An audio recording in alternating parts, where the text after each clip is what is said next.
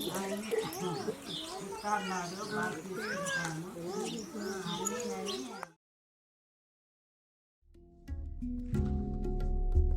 first 1,000 days of a child is very important. When I mean first 1,000 days, it also includes the time the child spends in the womb. So these first 1,000 days are so critical that all the child's development, be it physical development and also the mental development, the faculties, nutrition plays a very important role in that. So if the pregnant mother and the child gets the correct nutrition at the right time, then they say that definitely it makes a big difference in the child's future.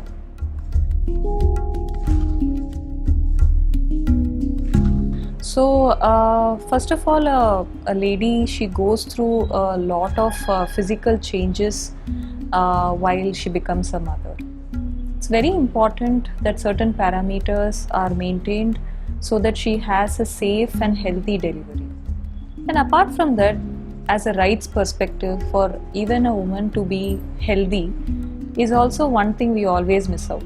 I mean, we always talk about only women during her pregnancy stage, but I feel as the Commissioner for Women and Child Welfare, health of any woman of any age is also very important to us. So as you know, many Indian women tend to be anemic, be it the adolescent girls or the women.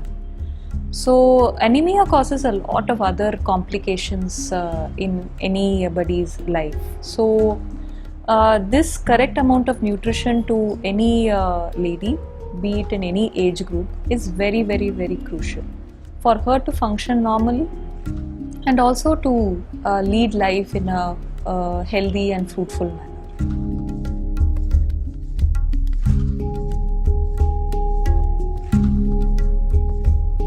In Hyderabad, we also have the Indian Institute of Millet Research with us, apart from the National Institute of Nutrition.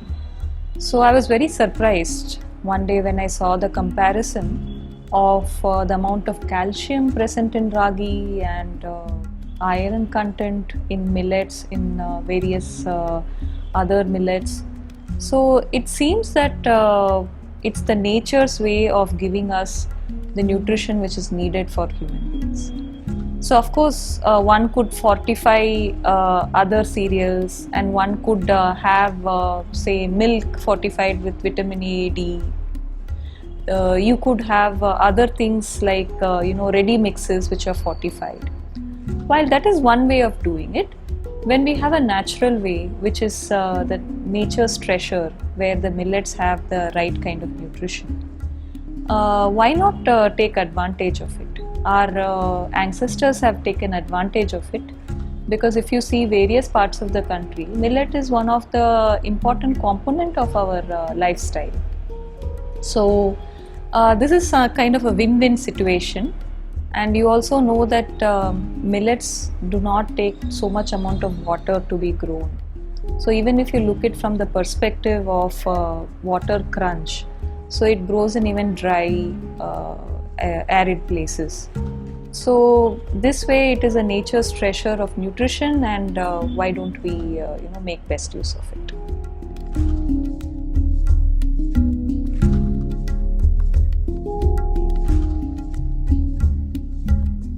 So when I was collector Vikarabad, that is a very dry and arid region. So we tried to understand if whether millets can be introduced in the ICDS scheme.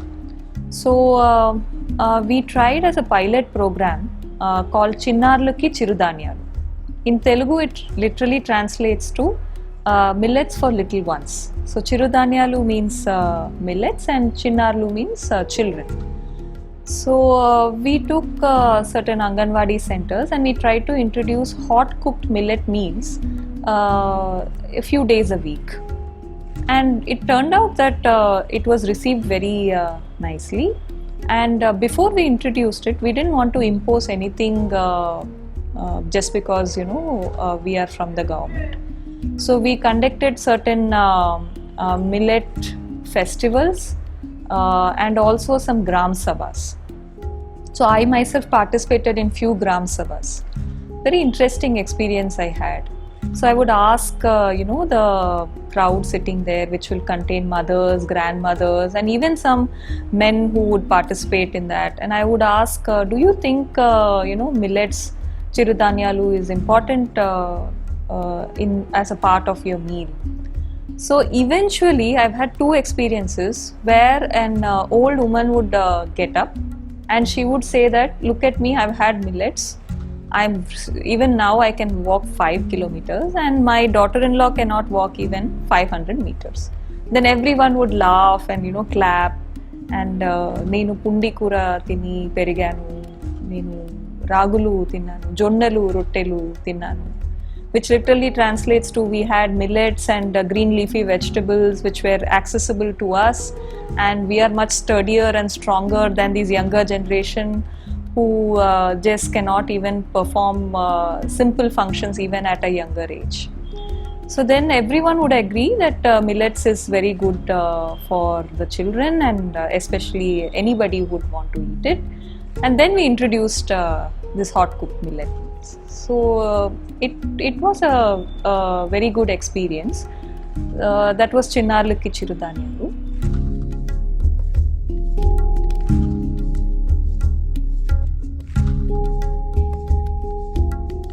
Regarding government programs, it's basically it should start with the agriculture department, because lot of area under millets will be dependent on whether they get the active support of the minimum support price. You ask any farmer, why he grows certain crops, he would simply say, I have an assured market for this. So there is minimum support price announced for the millets, but it has to turn into some sort of assurance and implementation level that there would be MSP for millet production. That is the state, the government would procure the millets from the farmers at a certain rate, so that the farmer will not be in distress if he grows millets.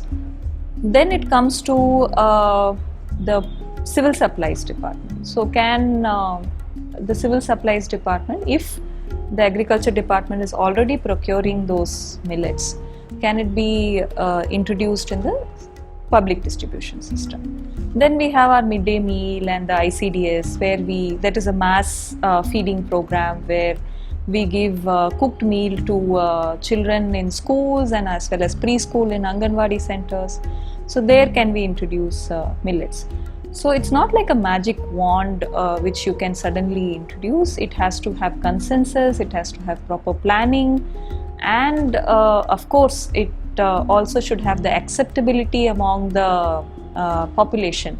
I insist on this because we, in our own wisdom, we think that introducing millets is fine, but you go and ask any rural poor person, yes, you eat nice white polished rice and you want me to eat this millets, so you enjoy all the niceties of life, but you want to make decisions for us.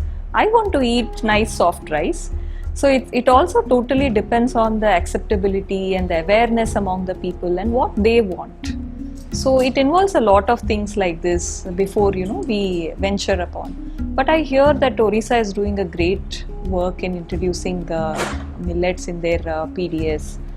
So I feel that it's still a long way to go in India. We need to debate on that more. We need to discuss, and the policy makers also should come to a consensus that this is good for the general population.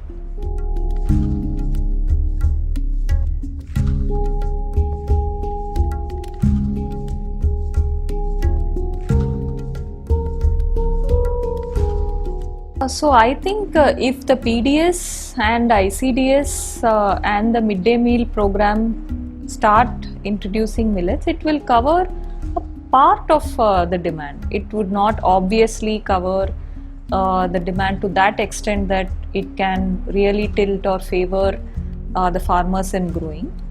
What will tilt is the minimum support price. If the state starts procuring the millets at minimum support price, then that will be a game changer. And then what would government do with the procured millets? Then obviously it will have to utilize it in its programs. And you very well know that there has been growing awareness about going back to the traditional food and millets. So this is going to only increase, I feel. And as and when the scientific data comes more in favor of millets, and a lot of nutritionists are recommending it, so it can also be channelized into the open market, and proper mechanisms with FPOs, the farmer producer organization, should be linked with the end consumers. So that kind of linkage also should be developed for promoting millets. The taste for millets needs to be developed. It doesn't happen suddenly, but there are various recipes, which would be making you want to eat millets more. And yes, I agree with you. People need to start talking about it more, and school students need to hear it more. They need to understand that eating millets is really good for their health, and it really matters in terms of their growth. So I think what the teacher says also goes across. Then I've also seen a lot of celebrities promote millets. So this kind of change, I think, is already coming in the upper echelons of the society. When we have these awareness sessions, even in the rural areas, when they start just discussing amongst themselves, the generations which have seen millets daily in their meal, and the new generation which does not see, if a dialogue happens between those two, then also it's great.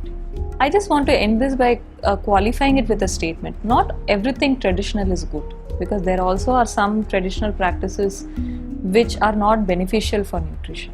But why don't we pick the best and incorporate it in our lives so it benefits us the most?